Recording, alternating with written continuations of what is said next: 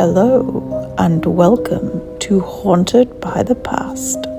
The show must go on. In this episode, we look at Melbourne's theatres and their resident lovies who refuse to leave the theatre because, as the saying goes, the show must always go on. Theatre traditions. This is taken from stagewhispers.com.au. This all started with looking for a ghost or haunting at the Regent Theatre, and the ghost light came into conversation on Facebook. So then I looked at superstitions and I found stagewhispers.com.au, and it talks more about the traditions and actually talks about what ghost light is. So apparently a single bulb left on, usually on a pole upstage centre when the theatre is totally empty. Some say it's a mark of respect for the spirits of past actors. Others say more practically that a total blackout is dangerous and anyone crossing the stage when the theatre is empty could be injured. An urban legend goes, when a burglar broke into the theatre, he fell into the orchestra pit, broke both legs and then sued the theatre for not providing a safe environment. Wow. Whistling backstage. Whistling backstage is bad luck and apparently has been for 200 years in the theatre. Tales of mysterious deaths and accidents to the whistlers. But can it actually cause your death? Well, let's look at the origins. In the 1700s, before theatres had fly towers to operate scenery, etc. by flymen, to lower and raise stage cloths, sometimes 3+ meters above the stage. The riggers employed to unfurl them were apparently ex-sailors from ships who were used to climbing masts and rigging. As they were high up in the air, in the open sea, the signal they listened for was a whistle. So in theatres, if you wanted a cloth lowered, you whistled. The cloths were heavily weighted along the bottom with thick wooden battens, and these would descend quite quickly with a thud. So to whistle backstage would signal the unfurling of a cloth, and anyone crossing the stage could get their head cracked open. So there you have it. Very bad luck. Blue and green should never be seen. Both colours are considered bad luck on stage. Green in particular would be very difficult for Wicked the musical to have gone ahead back then. But let's have a look at the reasons for blue. Blue is the most expensive colour to dye costumes, and blue was a sign of great wealth. Also, the theatre light, mainly the spotlights, were originally lime lights powered by lime, and the limelight made blue look like a muddy khaki. So it was pointless spending lots of money on the colour blue if it was going to turn it khaki. Green. The limelight also washed out the colour of green altogether in costumes, and often only the heads and hands of actors could be seen, or dancers with only legs. A bit like a green screen, I guess. So from the audience, they would have looked like ghosts. The theatre ghost. Actors' superstitions may have a link with an obsession with death. We use the words like dying on stage or corpsing with laughter. I haven't heard this term before, it's interesting, which means losing control with laughing. It does seem though that no matter where in the world, every theatre claims to have a ghost. Which brings me on to the 2 theatres in Melbourne that I have found research on. One very famous and one not so. However, no info can be found to back up the claim of who the actor may have been in our not famous one. So our lesser known ghost comes from the Regent Theatre.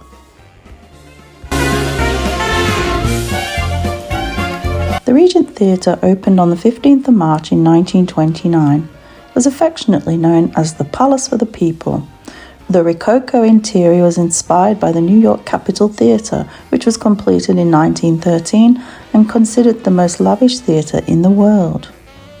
Originally, it was on 2 venues, 3,500-seat Regent Theatre, which was designed for entertainment for live orchestra and a Wurlitzer organ.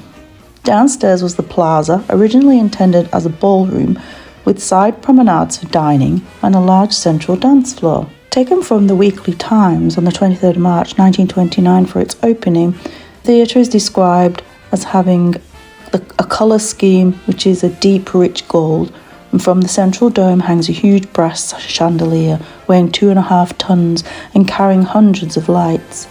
The seating is luxurious and designed so that every part of the house patrons obtain an uninterrupted view of the stage and screen. The orchestra conducted by Mr. Ernest G. Mitchell and the Wurlitzer organ played by Mr. Stanley Wallace. As well as the picture, there is a revuette entitled Happy Days, produced by Mr. Harry Bircher, the Regent Ballet of 16 and Freddie Hodges and Ivy Toe, described as Adagio artists, end quote. On the 27th of March, newspaper, a stage presentation entitled In a Parisian Cabaret featuring David Lyle was on to accompany the picture at the time. A little bit different to how we watch films at the cinema now. Because liquor licenses were difficult to obtain and the advent of the talkies, movies, it was decided to convert the plaza into a cinema, creating the first duplex cinema in Australia. The Regent went on to premiere films such as A Star is Born in 1954, There's No Business Like Show Business 1954 also, Gentlemen Prefer Blondes 1953, The King and I 1956, and much, much more. Before that, in 1945, the Regent suffered a devastating fire which almost destroyed the auditorium completely. Only the foyers and the plaza were intact. The Lord Mayor, Sir Francis Raymond Connolly, promised to rebuild the theatre despite the scarcity of the building materials during World War II. In 1949, on the 19th of December, the theatre reopened 2.5 years after the fire. All the original details had been painstakingly recreated using original moulds, and the huge 60-foot dome and its surrounding smaller domes were beautifully fitted with chandeliers and a new organ. In 1953, the first CinemaScope film was shown on a giant curved screen over 15 metres wide, which was installed over the orchestra pit. But again in 1970, after dwindling audiences, on the 1st of July, the Regent Theatre closed its doors. There were many plans to demolish it, and as part of a city square development plan, the community came together and campaigned a Save the Regent Theatre, and the petition of 1,800 names were taken to Melbourne City Council in 1975 to protect the building. Finally, the National Trust classified it in 1979. It then took until 1990 for David Mariner of the Mariner Group, who approached Melbourne City Council with the refurbishment plans to restore the old girl back to her former glory. It took 3 years, and in 1993 the Regent was meticulously brought back to her former glory. The Plaza Ballroom was also restored for its intended purpose and is now one of Melbourne's most unique and flexible venues. So after 26 years of decay, the Regent once again came to life with a gala reopening on the 17th of August 1996 of Andrew Lloyd Webber's Sunset Boulevard, the first musical production to grace the new stage. Since then, shows such as Fiddler on the Roof, Singing in the Rain, We Will Rock You, The Lion King, Wicked, Love Never Dies, and currently Moulin Rouge, which I had the absolute pleasure of seeing, have all been shown on her beautiful stage and surrounds. The 1929 opening proceeds went to the Lord Mayor's Fund for Hospitals and Charities, and congratulatory messages from around the world were sent by Mary Pickford, Douglas Fairbanks, Clara Bow, and Sybil Thorndike. The first show was a United Artists film, Two Lovers. This included the Regent Beauty Ballet of 16 with a full stage jazz band and vaudeville specialty acts. Hugh Steen, assistant producer, acted as master of ceremonies.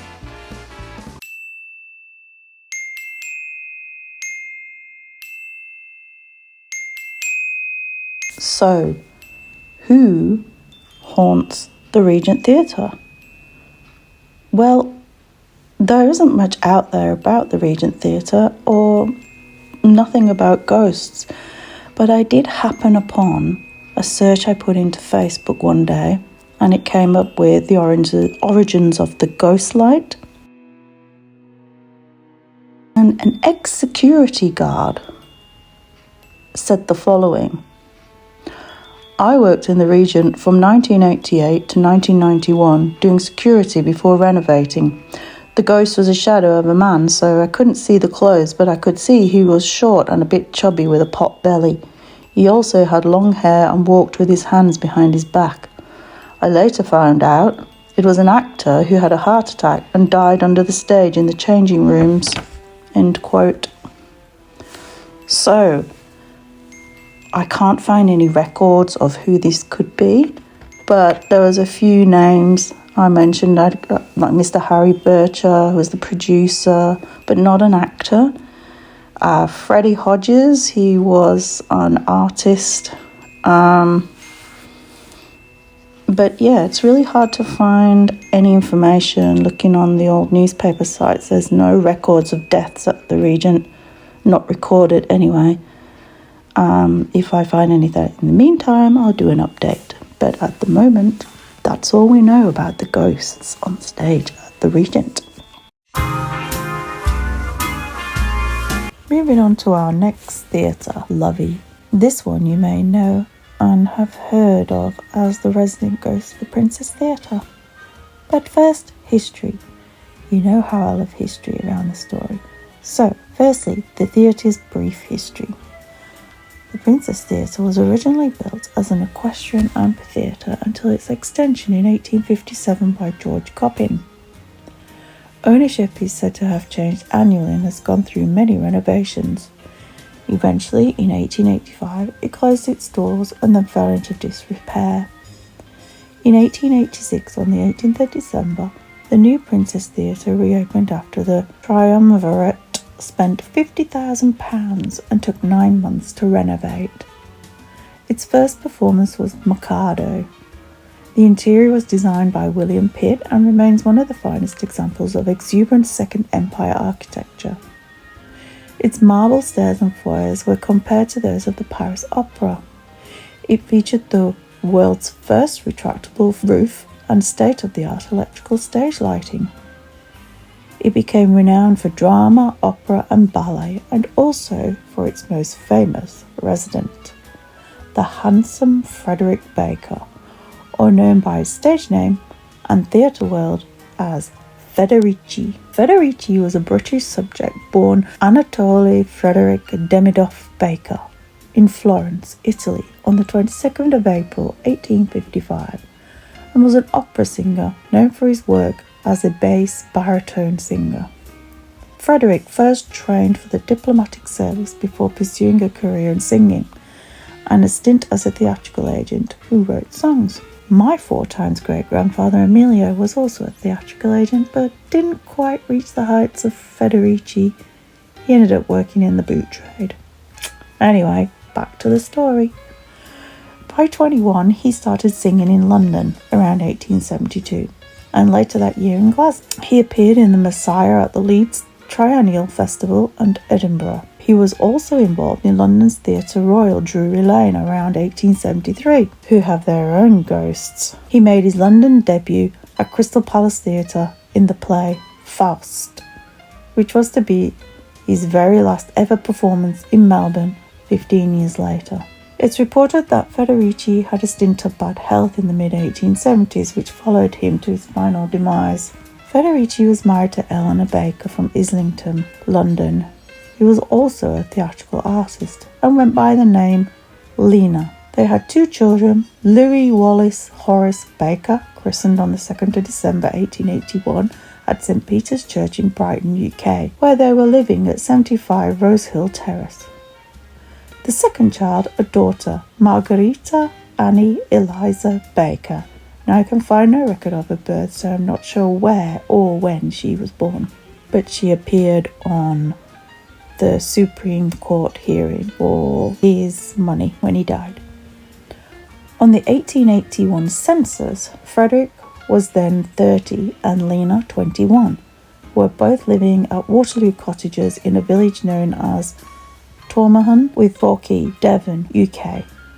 Both occupations were listed as theatrical artists, and Lena would have been around 3 months pregnant with Louis. So, on the opening night of Faust at the Princess Theatre, Federici was playing the devil, Mephistopheles, and during his last line, he was lowered into the trapdoor, or hell as it was depicted, when he suffered a heart attack.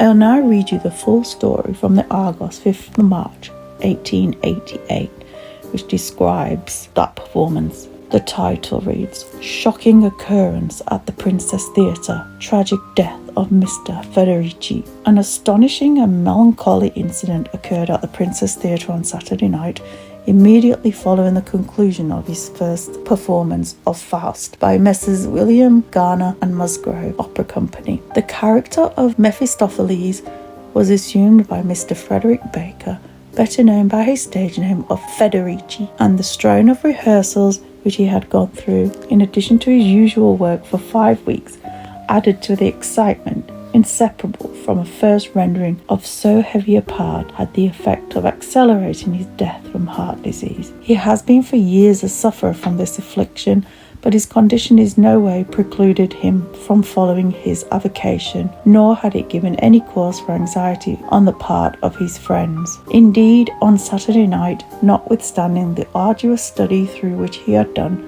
he entered upon the performance in apparently his usual state of health. There was a very large house, and Faust was given with unexpected success, and Mr. Federici shared with his fellow artist the applause of the audience. Just before going onto the stage in the last act, he spoke to Mr. G. Musgrave, one of the proprietors, and showed no signs of weakness. But towards the conclusion of the act, Mr. Cellier, the conductor, thought he detected a wavering, which he ascribed to fatigue. The very last solo of the opera, according to the version now can be given, is sung by Mephistopheles, and Mr. Federici was seen to brace himself up to deliver it with becoming effectiveness. Then, as is well known, Mephistopheles and Faust descend to lower regions by means of a trap upon which they stand. Mr. Lumane, who played the part of Faust, was not aware, whilst descending, that his companion was unwell. But very suddenly, whilst the trap was in motion, Mr. Federici fell and drew Mr. Lumani with him. The distance they fell was not more than 2 or 3 feet, and Mr. Lumani was able to rise to his feet unaided. Mr. Federici, however, was seen to be in distress and was at once carried to the green room. He was then unconscious, if not dead. Dr. Wilmot, his medical adviser, was hastily summoned and declared, after an attempt to restore animation, that life was extinct. The extraordinary occurrence was of course unknown to the audience, which had by this time dispersed, and it was some time even before all the members of the company became aware of it. When Mr. Federici was waiting, prepared to go on in the last act, Mr. George Musgrove asked him if he had his keys, meaning those which he used in the jail scene, which he was about to enter. And tapping his side, he said in his usual cheerful manner, "Yes, I have them." Mr. Musgrove stood at the side for a while watching the progress of the opera, and it soon became apparent to him that Mr. Federici was ailing and labouring hard with one object of getting through this part. Having drawn Mr. Luame onto the trap, the two gradually disappeared, but just as their shoulders were on a level with the stage, Mr. Federici was seen to put out his hands and clutch the boards. From the stage, however, nothing more was noticed. The trap was of style known as the Corsican trap, since it was first used in the ghost scene of the Corsican brothers, and it has an oblique movement downwards. The fall is very slow and even, in order to make it appear that the figure sinks straight into the stage. The standing room on the trap was about 12 inches by 30 inches, and Mr. Federici stood, whilst Mr. Luame knelt beside him. As they disappeared, a red limelight was thrown on them from above. Mr. Cellier, who was also an attentive observer, says that it was arranged beforehand by Mr. Federici that he should take a cue from the conductor for the recitative in the last act. But when Mr. Federici entered, he stared abstractedly across the stage and did not heed the sign. He appeared for a moment to be unwell, and actually began the recitative, a bar and a half behind the orchestra, though he soon made up the loss of time. He evidently struggled through the remainder of the act with difficulty, and therefore Mr. Cellier was not altogether surprised, when passing through the orchestra door below the stage, to see him prone upon the floor, with 4 attendants striving to revive him from what appeared to be a fainting fit. By Mr. Cellier's instructions, the 4 men carried Mr. Federici to the green room, and laid him on a mattress and pillows. Mr. Musgrove and Mrs. Baker, who is also of the company and plays under the name of Miss Lena Monmouth, at once hastened to his side, and a messenger was sent for Dr. Wilmot. Mr. Loami, who sustained the part of Faust, says that Mr. Federici was in his usual good spirits during the earlier part of the opera, and had appeared to be well pleased with the result of his efforts up to the termination of the 4th act. When the finale had been sung, and Mr. Federici had uttered the last words, "It might be," the trap descended, and a hidden choir sang a celestial chorus during the apotheosis of Marguerite. Mr. Loame was kneeling, and Mr. Federici held him by the shoulder. The first move of the trap caused Mr. Federici to sway sideways onto Mr. Loame, and that as he adapted the motion of his body to that of the trap, the slight pressure on Mr. Loami's shoulder ceased. Almost imperceptibly, Mr. Federici relaxed his grasp of Mr. Loami and fell forward, and Mr. Loami believes that by the oscillation of the board caused Mr. Federici's movement. He also lost his balance, and both fell together to the floor. The cellar was in darkness for stage effect, but lights were soon brought to the scene. Dr. Wilmot, on his arrival, saw at once the seriousness of Mr. Federici's condition, and having detected a slight beating of his heart, applied restoratives, principally the galvanic battery, at first mildly and then with increasing force, and whilst these were in progress, the patient sadly died. The body remained at the Princess Theatre till yesterday afternoon, until it was conveyed to the deceased late residence at 132 Punt Road, East Melbourne. This is now part of the hospital expansion and has since been knocked down, from whence the funerals start for the Melbourne Cemetery at 2 p.m. today. Dr. Wilmot had been attending Mr. Federici almost since his arrival in the colony for affection of the heart, and prescribed him nitroglycerin pills, which is the most potent treatment for that ailment. Mr. Federici was so conscious of the precarious state of his health that he had a small pocket made in each of his costumes in which he carried a number of the pills. His condition does not appear to have been generally known, but Dr. Wilmot avers that he went to the theatre liable any night to such sudden death. Dr. Wilmot certified that death was the result of heart disease, thus obviating the necessity of an inquest. The deceased gentleman was a native of England, actually it was Italy, and was 38 years of age and leaves 2 children. Mr. George Musgrove was in England in search of new artists, and Mr. Musgrove had telegraphed for him, and Mr. Federici had returned to England immediately and started within a week for Australia. The complaint from which he suffered had become more pronounced in later years, and had so affected his voice that many persons who heard him sing recently could hardly believe that he was the same man whom they remembered when he was at his best in this respect." End quote. His wife Lena had to apply through the Supreme Court for her husband's money and effects because Federici had not made a will. It stated that he had no land estate to leave, but his personal effects came to the sum of £544. It took 16 days for her to be granted the money from her husband, which also stated their 2 children, Louis and Margarita. Again, I can find no more information about what happened to them after their father's death. If you know, please comment below. I'd love to hear. Now, the funeral. In true theatrical style, even Federici's funeral was dramatic. He was buried in the Melbourne General Cemetery on Monday the 6th of March. The coffin was literally smothered in wreaths and flowers, and Reverend E.H. Goodwin was so affected by the tragedy that as the coffin was lowered into the ground, he sank onto a mound in a fainting fit and was unable to complete the service. So it was decided at last minute that Mr. Charles Warner, a well-known actor, took over the reading. According to an article in the Argos on the 6th of March, his grave had been prepared in close proximity to other notable actors such as F.M. Bates, Gerard Eyre, and Phil Day. In respect to Federici, the Princess Theatre gave no performance that evening, and his wife Lena was present at the grave. Replacements were sought to take over the role, but in the end they decided to substitute the show for alternative entertainments in the short term. As one report goes, it said that Mr. St. Clair, who was to replace Federici, had the costumes fitted whilst practicing the lowering of the trapdoor. He's said to have reported a creepy kind of sensation came over me as I descended the trap. So, what about the ghost sightings, I hear you shout? Alright, I'm getting to that. There are many accounts online from various sites and blogs. It's also alleged that moments after he died, Federici stood by the saying, "The show must go on." At the curtain call, he was seen by the cast, and remember, they hadn't yet been informed of his death, to take his final bows. When management told the actors what had happened, the actors asked, "Well, when did this happen?" And they said, "Well, after his final scene. We took him backstage, but he passed away."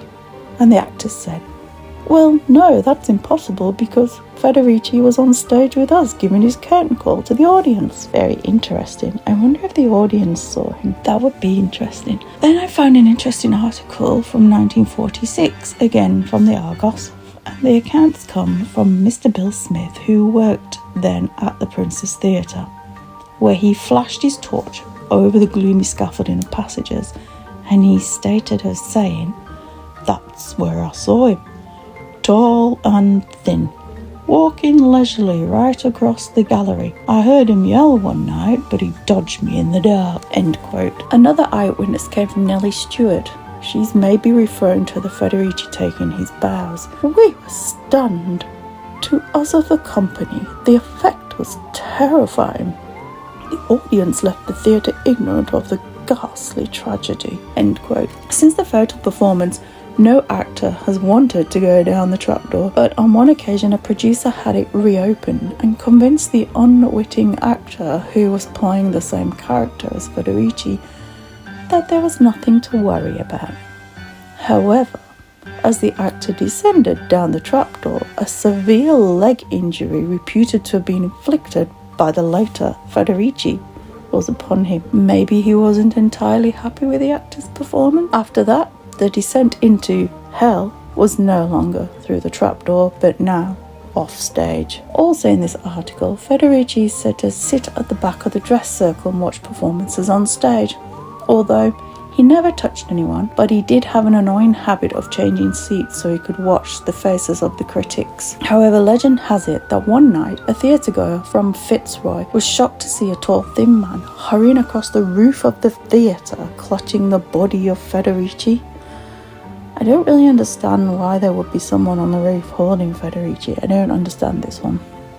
Anyway, other people have seen Federici frowning at a weak performance and taking notes while brushing his hair back with impatient gestures whenever displeased. It's alleged that shortly after Federici's death, a fireman saw a dark shadow flick backwards and forwards across the stage. However, this was later debunked as a street carbon light reflecting through a window when the wind blew strongly. But not dozens or hundreds, but thousands of serious balanced people claim to have seen the Italian's ghost.